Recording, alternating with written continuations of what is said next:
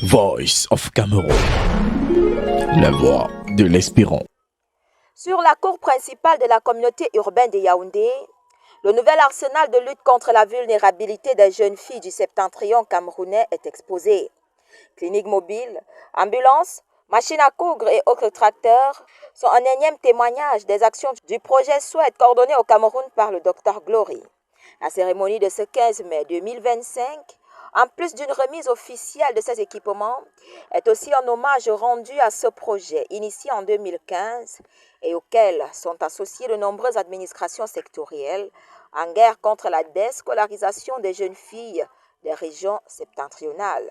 Aujourd'hui, nous avons véritablement le plaisir de constater que les résultats auxquels nous sommes arrivés donnent du sourire aux femmes et aux filles bénéficiaires des actions conduites par le programme Sweat. Cela va de la formation, l'éducation, à la santé. Cela passe par, bien entendu, l'encadrement de la jeune fille.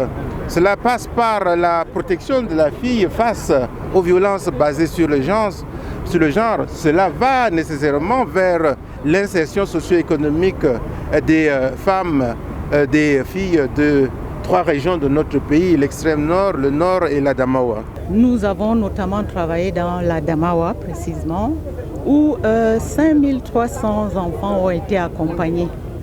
Ça a été des kits scolaires, ça a été les frais pour les frais scolaires, ça a été les bicyclettes, entre autres. Les bénéficiaires de ce matériel de pointe se sentent désormais mieux outillés pour un travail qui requiert des ressources compétentes.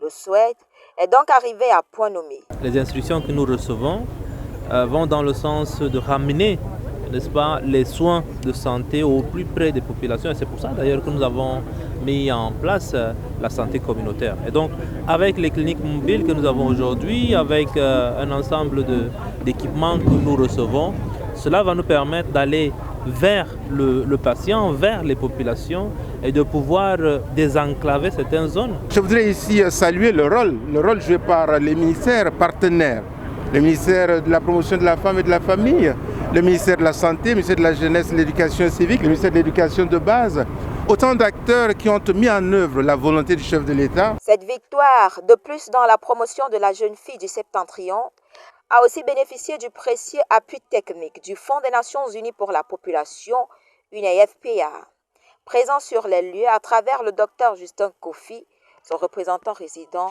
au Cameroun. Cette agence onusienne a fourni une contribution les plus déterminantes dans l'exécution de cet important projet.